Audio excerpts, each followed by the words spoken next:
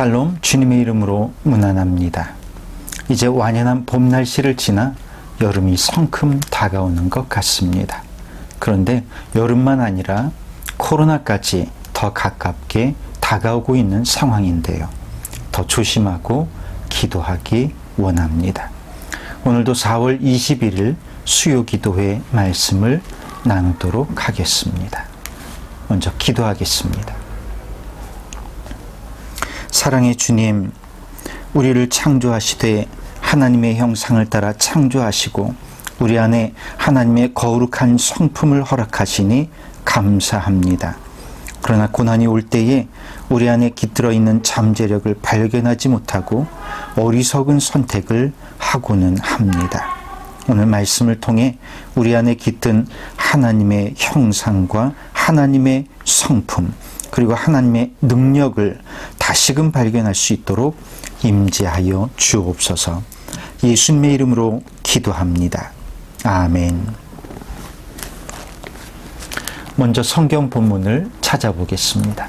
출애굽기 7장 14절부터 25절 말씀입니다. 본문이 길기 때문에 19절까지만 제가 봉독하겠습니다. 여호와께서 모세에게 이르시되 바로의 마음이 완강하여 백성 보내기를 거절하는도다. 아침에 너는 바로에게로 가라.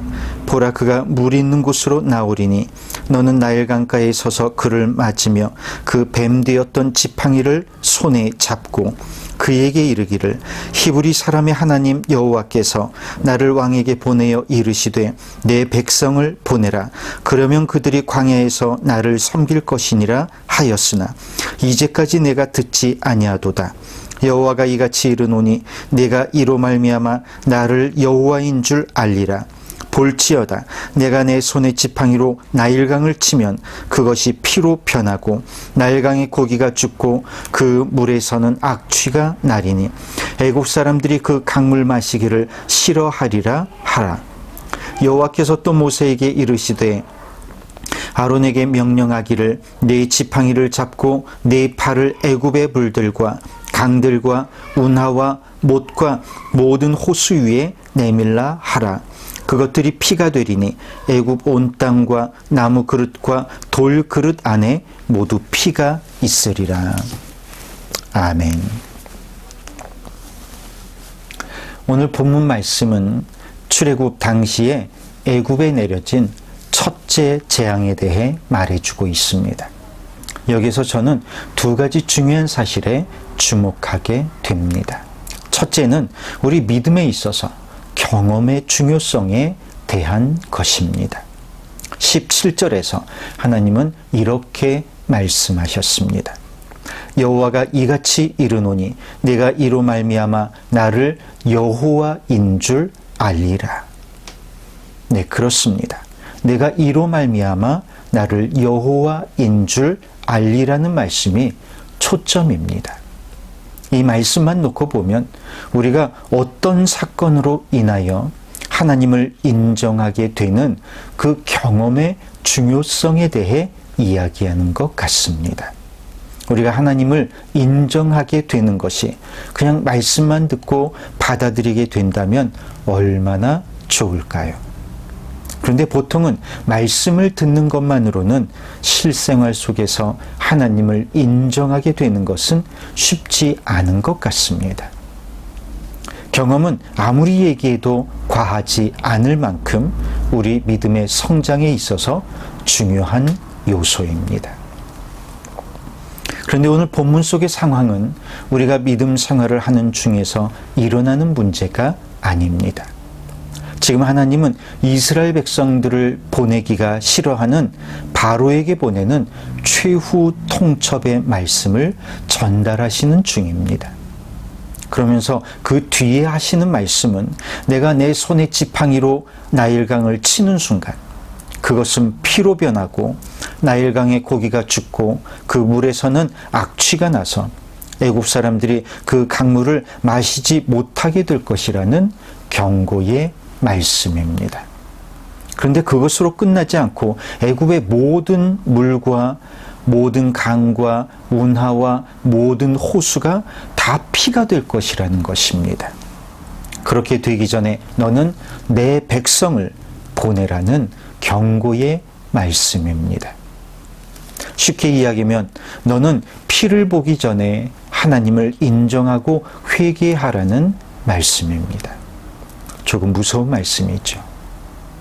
이것은 하나님을 인정하지 않고 무시하는 자에게 어떤 일이 일어나게 되는가를 극적으로 보여줍니다.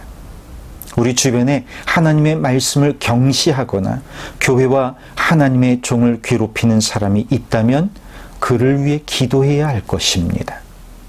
저는 하나님의 종을 괴롭히다가 끝내 자기 자신뿐만 아니라 주위 사람들을 모두 괴로움에 빠뜨리는 사람들을 보면서 내가 회개하지 않으면 피를 보게 되리라는 오늘 본문의 말씀이 소름 끼치도록 이해가 되었습니다.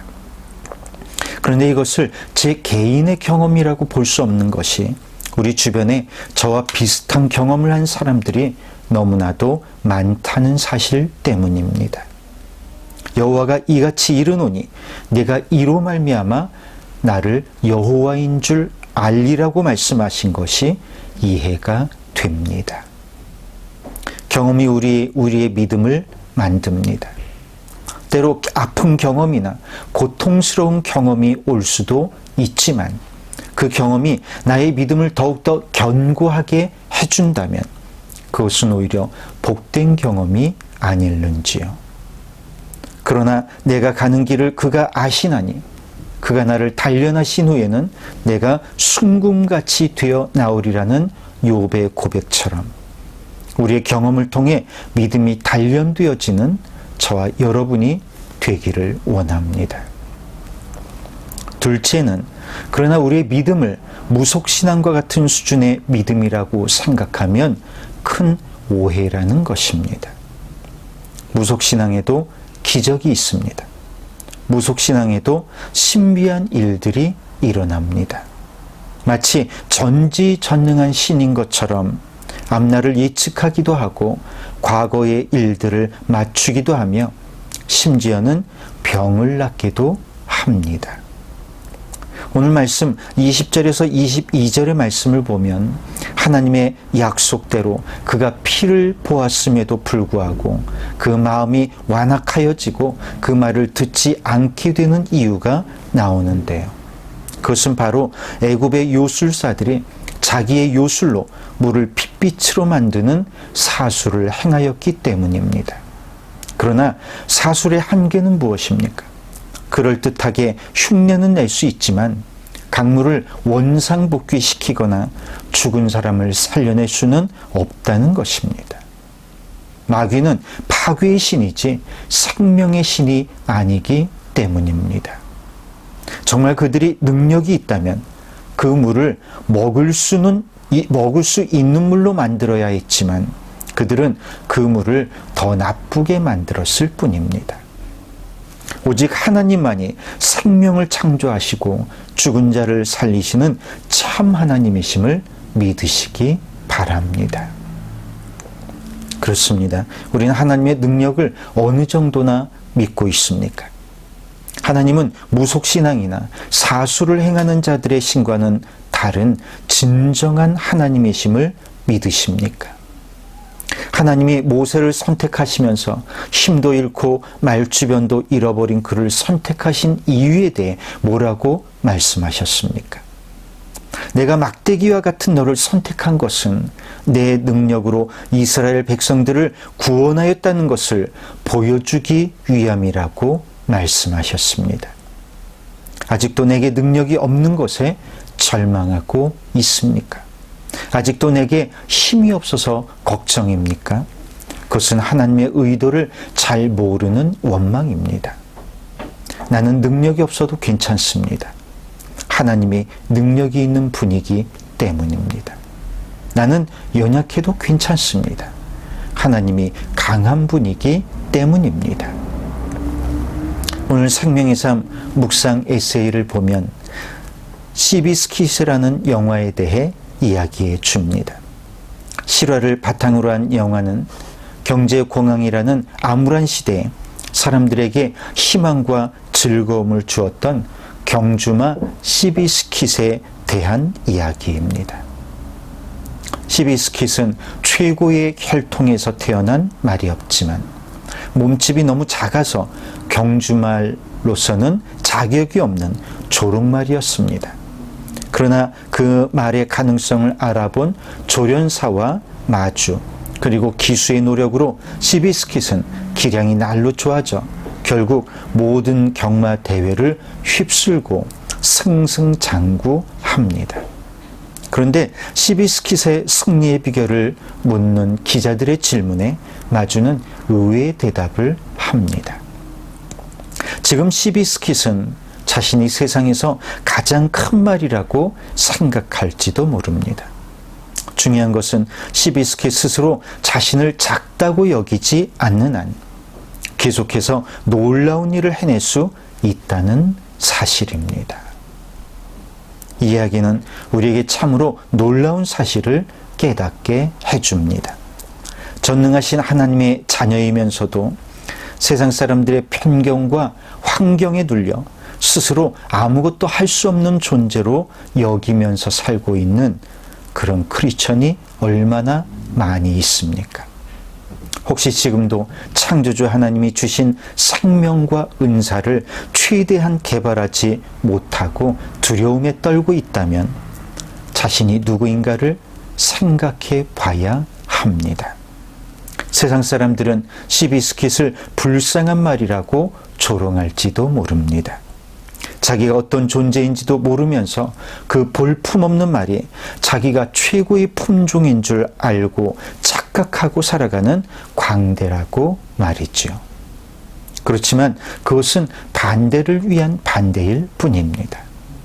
최고의 말이 될 수 있음에도 불구하고 자신의 겉모습만 보고 절망하는 것이 더 행복하거나 더 나은 일은 아닐 것입니다.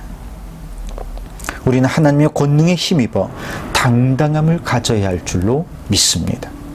조롱말처럼 작았던 시비스킷도 자신의 불리한 조건을 불평하지 않고 자신의 잠재력을 최대한 끌어올려서 전설의 병마로 거듭났던 것처럼 우리도 하나님이 내게 주신 잠재력을 발견할 수만 있다면 그 누구보다도 가치 있는 존재로 살아갈 수 있게 될 것입니다. 환경이나 겉모습은 중요하지 않습니다. 하나님 내게 주신 잠재력을 발견하고 최고의 삶을 살아가는 우리 모두가 되기를 주님의 이름으로 축원합니다.